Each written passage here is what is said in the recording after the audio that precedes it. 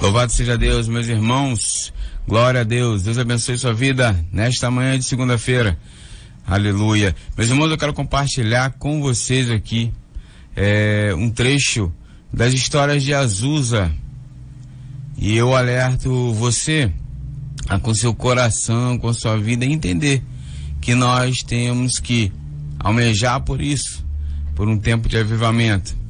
Continuar a obra que fazemos. Continue a obra que você faz, continue o propósito que Deus te chamou, continue no propósito que Deus chamou você para fazer, no seu chamado, sim, mas almeje por um tempo do derramamento, do avivamento sobre essa terra, sobre sua vida, sobre a sua congregação, sobre a sua cidade, em nome de Jesus, amém?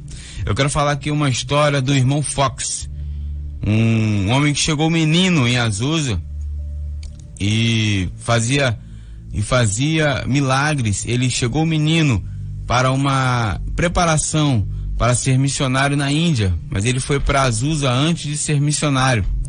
E alguns dos seus relatos aqui, alguns dos fatos que eu creio que os irmãos têm que abrir o coração para receber e entender que isso vai acontecer nos nossos dias, amém? O autor do livro diz: quando me encontrei com o irmão Fox em 1963, isso aqui muito tempo depois de Azusa, tá, irmãos? Ele tinha acabado de se aposentar e se mudou para Pisga. Ele já tinha passado por Azusa e já era um senhor, amém? Só para você entender a história. Renovando os laços de amizade com muitos santos de Azusa. Ele tinha 70 e poucos anos, 1,5 metro de altura. Ele pesava cerca de 70 quilos, tinha cabelos grisalhos e brilhantes, meio longos, bem penteados para trás. Seus cabelos tinham um brilho tão intenso que produziam quando ele chegava perto da luz. Reproduziam. Tive o privilégio de acompanhá-lo em viagens de bonde, quando ele testemunhava para os passageiros. Entre os testemunhos, eu gostava de ouvir suas histórias sobre a Índia. Mas quando se tratava de histórias sobre Azusa, eu ia ao seu apartamento, sentava-se aos seus pés, munido de biscoitos e leite, e ouvia atentamente. Algo que impressionava era ver o mover de Deus e como a manifestação do seu poder variava de acordo com o grau da manifestação da glória Shekinah entre eles. A saber, quanto mais espessa era a nuvem, maiores os milagres. Ele também foi muito tocado pelo testemunho de vida do irmão Simon, um homem de Deus. Fox testemunhou alguns dos milagres mais criativos que Deus operou através de Simon. O irmão Fox recebeu a promessa de que Deus usaria sua vida para operar milagres como aqueles operados por meio de Simon, mas em um país estrangeiro. Essa palavra se mostrou cada vez mais verdadeira. À medida que o irmão Fox se dedicava à obra missionária na Índia, quando saía de Azusa em direção à Índia, Fox levou consigo a unção, mas não pôde levar a glória Shekinah. Ele entendia que a manifestação da glória Shekinah fora exclusiva para aquele mover da rua Azusa e do avivamento que aconteceu ali. Amém, irmão? Estou contando a história do irmão Fox, um homem que viveu nos tempos de Azusa e chegou em Azusa um garoto, depois virou missionário na Índia.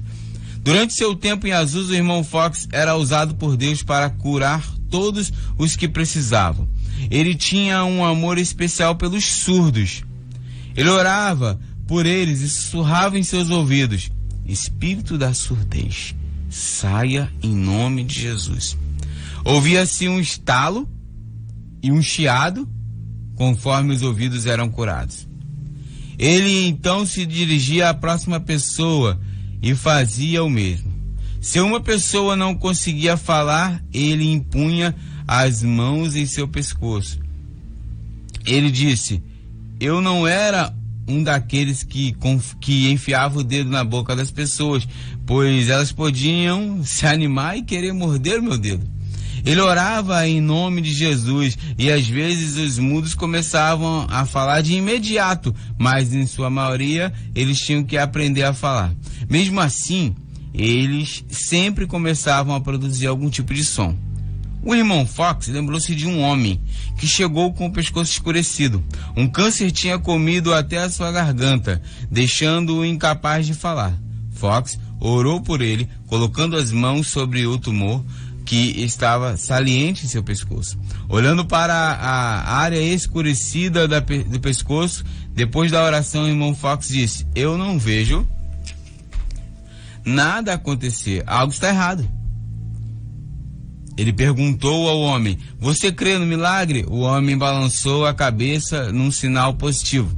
"Vamos fazer isso de novo." Com essa palavra, o irmão Fox orou novamente. Dessa vez, quando ele retirou suas mãos, a parte escurecida tinha sumido. Ele ordenou ao homem: "Fale." O homem soltou: "Eu não consigo." Fox disse: "Repita o que você disse." O homem percebeu que um milagre havia acontecido. O que ele podia falar? O câncer havia desaparecido, sua garganta fora restaurada imediatamente. O homem começou a celebrar com alegria e júbilo. O irmão Fox apenas ficou ali vendo a sua reação. Ele era um homem reservado, que se maravilhava com o milagre e expressava isso com um largo sorriso no rosto. Amém, irmãos? Só mais um milagre pra gente acabar. Daqui a pouco eu vou chamar aqui o pastor Luiz Cláudio pra gente entrar numa live. Só mais um milagre maravilhoso. Escute isso. Deus estava preparando o irmão Fox para operar obras grandes e poderosas na Índia. Uma lição que aprendera com o Espírito Santo era que você pode ministrar a cura à pessoa de forma coletiva. Ele se lembrou da ocasião em que um professor de língua de sinais trouxera uma classe inteira de surdos para a reunião. Se você se dedica a ensinar a linguagem de sinais aos surdos, por que os trouxe a um lugar onde eles serão curados desse problema? Você vai perder o emprego, porque essas pessoas serão curadas esta noite. O professor ficou surpreso. Ele obviamente não se preocupava com a segurança do seu emprego, mas reagiu com aparente descrença. Você está falando como se todos fossem curados. Sim, eles serão curados. O irmão Fox falou, movido pelo Espírito de Deus. Era um grupo de 35 pessoas surdas. Sem vacilar, o irmão Fox fez um sinal, pedindo a todos que dessem as mãos, formando um círculo. Ele olhou para o professor que estava perto e disse: "Evidentemente você não tem muita fé, então é melhor que fique fora do círculo. Agora eu vou impor as mãos sobre esse homem e começar com ele." Imediatamente Fox percebeu que o homem não conseguia entender uma só palavra do que ele estava dizendo, e o professor, percebendo disso, começou a rir. Sem hesitação, o irmão Fox simplesmente sussurrou no ouvido do primeiro homem e ordenou ao espírito que saísse. O milagre foi imediato. Logo que o homem surdo começou a ouvir, ele ficou muito animado, e os demais, vendo o seu entusiasmo, perceberam que um milagre tinha ocorrido. O poder de Deus começou a se manifestar ali. Em poucos minutos, todos eles sucessivamente foram curados. O professor estava, de fato, desempregado. Amém? Fox teve apenas que tocar no primeiro homem no círculo para que o Deus assumisse o controle e liberasse seu poder. Glória a Deus. Você está ouvindo aqui uma classe inteira com 35 pessoas surdas sendo curadas de uma só vez. Amém? Irmãos, que maravilha. Isso aconteceu lá em Azusa e vai acontecer novamente em nossos dias. Amém? Glória a Deus. Pastor?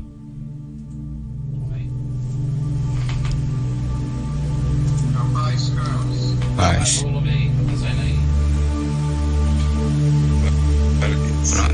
Pastor? Paz, Carlos. Pronto, a gente tá fazendo aqui um teste aqui, o Flavinho, com as suas artes aqui. E você tá ao vivo aí na RVI.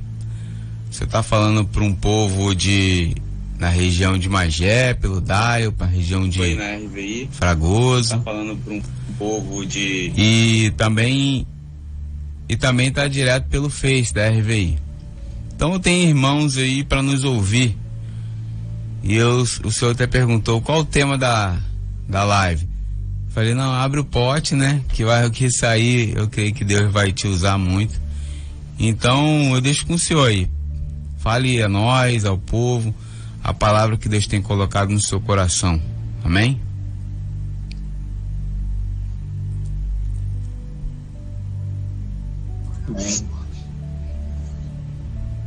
Pode abrir o pote? Pode abrir o pote.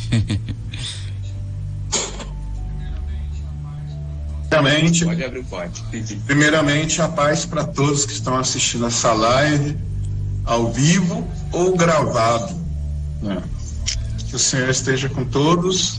Para quem não me conhece, eu sou Luiz Cláudio, sirvo ao Senhor como pastor no Vem Fluir Brasil. Estou em Pedra Bonita, Minas Gerais, né? Carlos e eu somos amigos, né? E a gente tem uma aliança de amor, de honra, de respeito, uma aliança em Deus, e é um prazer estar aqui, é um prazer poder compartilhar, né, com os irmãos algo do céu, não da minha vida, mas do céu. Amém. Eu quero então, né, já que é para abrir o pote, o que nós estamos precisando nesse tempo é muito simples, não tem mistério não. É João 3,16, porque a Bíblia diz que Deus amou o mundo de tal maneira que deu seu Filho unigênito para que todo aquele que nele crê não pereça, mas tenha a vida eterna. Mas aí, Carlos, em Romanos diz, né, como crerão se não há quem pregue? Então nós estamos vivendo num tempo onde os homens estão crendo em muitas coisas, estão crendo em políticos, estão crendo em estruturas, em instituições, né, para se salvar, para serem salvos, estão desesperados, com medo. Saímos de uma caminhada, de uma jornada, de uma pandemia, 2 anos. Agora nós no Brasil entramos numa jornada política e os homens ainda estão recorrendo a vacinas e a política. E estão esquecendo de uma coisa principal, de recorrer a Deus, de buscar o Senhor. Mas a culpa é de quem? Se quem era para apontar esse caminho está correndo atrás das coisas dessa terra para solucionar os problemas, quando nós precisávamos buscar o Senhor, né, de buscar a Deus. Porque a gente tem que ter um posicionamento claro, lógico. E tudo que eu vou falar aqui está em cima daquilo que você estava ministrando antes sobre avivamento, né? Então, o que nós precisamos mais do que nunca, Carlos, nesse tempo, é de nós olharmos para o Senhor. Mas, pastor, o que tem a ver esse versículo com o tempo, com avivamento? Muita coisa. Porque o que o texto diz é que Deus amou a humanidade de tal maneira que deu o seu Filho, entregou o seu Filho para morrer na cruz pelos nossos pecados, né? Para que, se nós crêssemos dele, tivéssemos vida eterna e não morrêssemos, e a realidade que a Bíblia diz, e não fôssemos para o inferno, porque o homem está condenado ao inferno se ele não tiver Jesus. Então ele está condenado nos seus pecados e nos seus delitos. E a igreja que teve o encontro com esse Jesus, ela tem um papel principal, que é proclamar o Evangelho e apontar um caminho de vida sem fim, que é o Cristo, que é a palavra, que é a salvação. E a igreja está tão envolvida nesse tempo com tantas coisas, né? Com medo da pandemia que passou e agora está voltando, entre aspas, né? Porque é tudo uma estratégia, política, né, vamos dizer assim, globalista, e está correndo atrás de uma solução política, de uma solução militar, de uma solução tudo, para trazer paz, para trazer uma salvação para um momento, para um tempo de 4 anos, 8 anos, 12 anos, 15 anos, e está esquecendo de uma coisa fundamental, que é correr atrás daquilo que pode nos dar a eternidade. Porque a Bíblia diz que céus e terra passarão, mas a minha palavra não há de passar. Tudo que nós estamos vendo hoje vai passar, Carlos. Vai passar.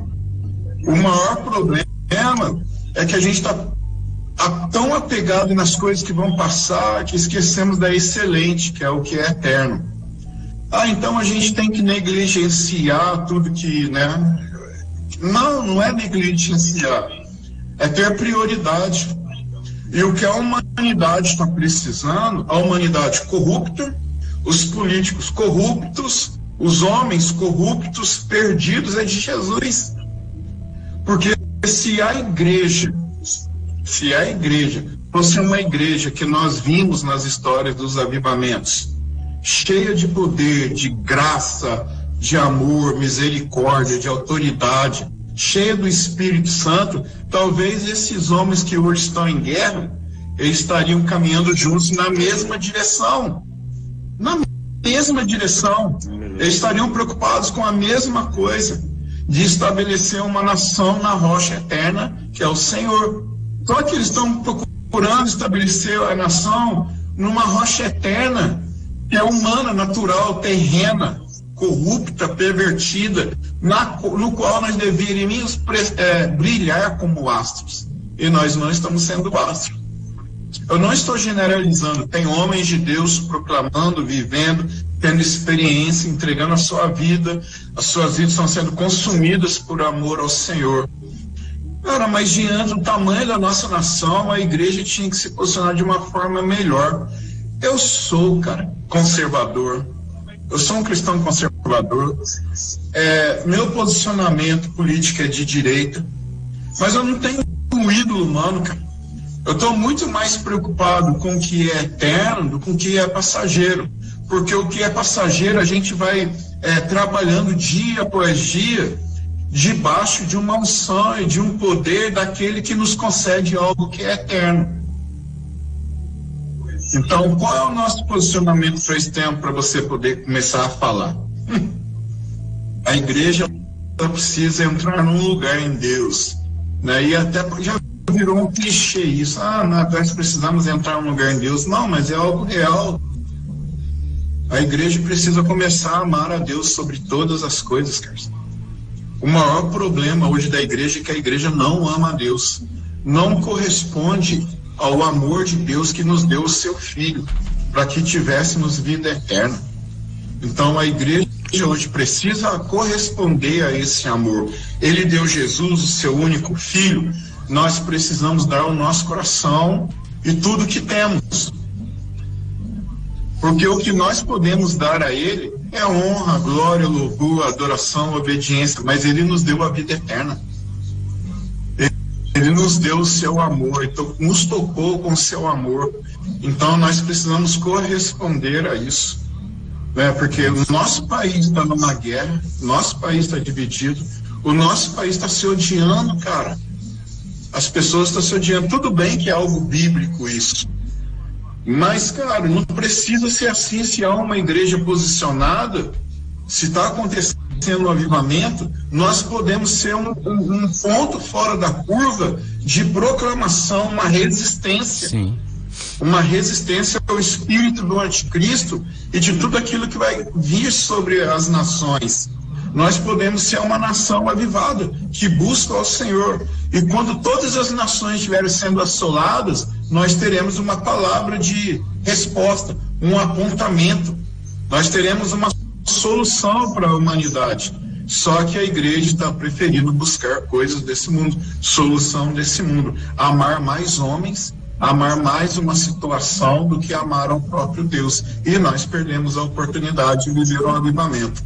E esses dias, cara, para encerrar, esses dias eu tenho visto algumas pessoas, está um avivamento, né? Está acontecendo um avivamento. Que avivamento? Não, o povo está nos quartéis pedindo justiça. Que justiça humana? O que é que nós... Eu quero justiça, eu quero que os homens façam justiça. Eu quero que a justiça seja feita. Mas a justiça que a igreja precisa pedir é outra, cara. Em outro quartel, ela, né? Precisa manifestar uma justiça, cobrar uma justiça, mas chamar uma justiça do céu, cara. Chamar uma justiça do céu, colocar tudo em ordem. Então, a igreja nesse tempo, ela precisa recorrer ao lugar certo, ao juiz certo, ao Supremo Tribunal certo, né? Recorrer ao verdadeiro general, né? Ao verdadeiro governante justo, e falar, Deus faz justiça. Só que a justiça, como diz em Pedro, né? Vai começar, Deus vai liberar um fogo, vai começar a queimar dentro da própria casa de Deus. Amém. Vai começar a acontecer dentro da própria casa de Deus. Então nós precisamos pedir uma justiça que queime dentro da igreja o que seja palha e revele o que é ouro refinado. Então é isso que a igreja precisa, porque o Brasil está morrendo sem Jesus, Carlos. Está morrendo sem Jesus. E a culpa do Brasil morrer sem Jesus é a igreja, que não está pregando, porque eles não vão crer se não houver quem pregue. Mas é pregar o evangelho, cheio de autoridade, cheio do Espírito Santo, cheio da presença, debaixo de um arrependimento, confissão e de uma vida de santidade. Aí, Deus amou o mundo de tal maneira, o mundo vai crer, porque há quem pregue, e quem pregue com autoridade, como eram os avivalistas no passado. Amém, pastor, glória a Deus.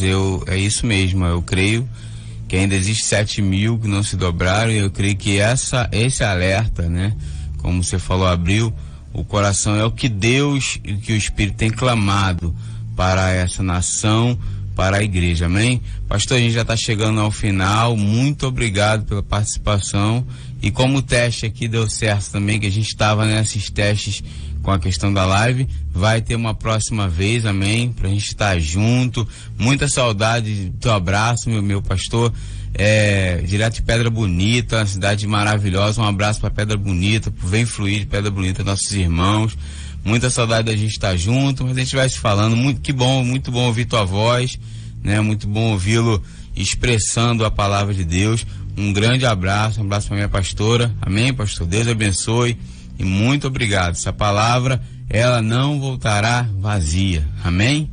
Deus abençoe, pastor. Glória a Deus. Essa palavra, ela voltará vazia, amém? Amém? Deus abençoe. Amém, Carlos. Obrigado pela confiança e pelo convite. Foi um prazer e Deus abençoe a todos. Estarei sempre à disposição, irmão. Saudade, te amo, amo a sua casa, amo a sua vida. Amém. E Deus abençoe a equipe do rádio aí para que eles possam continuar sendo um canal de bênção na nação, nas nações, né? Porque até o Japão você alcançou, né? Glória a Deus.